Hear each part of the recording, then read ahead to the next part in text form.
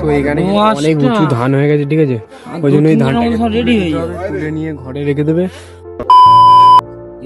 Hey guys, welcome to my another blog. আজকের কিন্তু ব্লগটা একদম ধামাকাদার হতে চলেছে, যেহেতু কি বলবো আর কি, মানে ধান আগের দিনই ঝাড়া কমপ্লিট হয়ে গেছিল, সব ধানই ঝাড়া কমপ্লিট হয়ে গেছে। তারপরে কালকে আমরা ওখানে ধান ফাত চাপা দিয়ে বাড়ি চলে এসেছিলাম, বাড়ি চলে গেছি।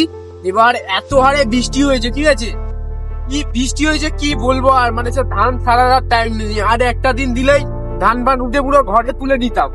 তো এখন বাড়ি থেকে এই যাচ্ছি তিনজন মিলে এখন এই ধান ছাড়াতে যাচ্ছি। ধান ছাড়িয়ে একেবারে ঘরে তুলে তারপরে হবে, ঠিক আছে। তো এখন যাচ্ছি চাঁদখালি দিয়ে এই রাস্তায়, ওই স্টেশন।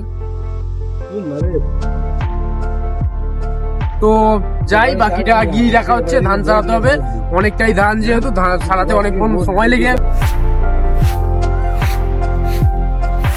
তো এখানে কিন্তু তেল পোল পেতে ঝাটফাট দিয়ে সব ঠিকঠাক করা হচ্ছে, কারণ এখানেই ধানটা সারানো হবে।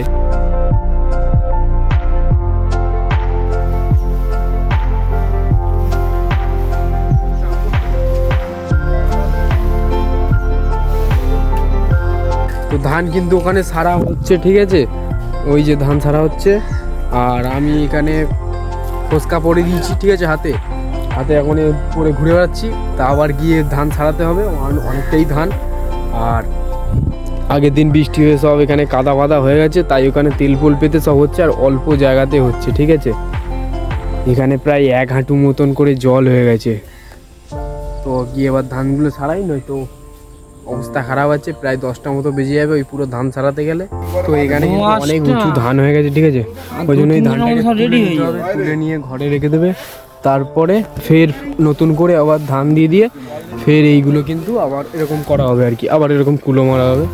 তো এখানে অনেক ধান হয়ে গেছে, তাই এগুলোকে আবার ঘরের ভিতরে ঢুকিয়ে নেওয়া হবে। তো গাইস, ওদিকে কিন্তু সেই ধানটুকু কিন্তু উঠে গেছে, ঠিক আছে, বস্তায় করে তুলে এইদিকে এই যে এখানে একটা ঠেক, এই ঠেকে কিন্তু ভর্তি করেছে, তবু কিন্তু ওখানে সেই ধানটা আছে, ঠিক আছে। এবার ওই ধানগুলোকে ওই বস্তায় ভরে ওটা তুলে তারপরে এই ধানগুলোকে ছাড়া হবে।